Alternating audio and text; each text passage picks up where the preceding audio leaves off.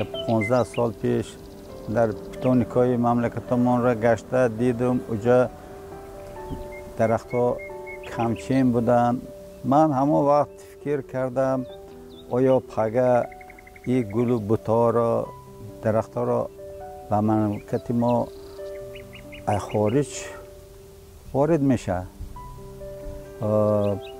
بعد من خودم خودسرانه همین کار سر کردم.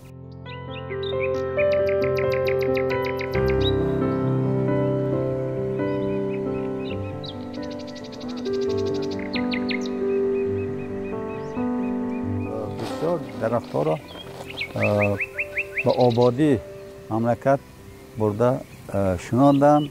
یک روز سرور کشورمان مرا گفتند که رفته درخت‌های خود را در قصر ملت تماشا کو.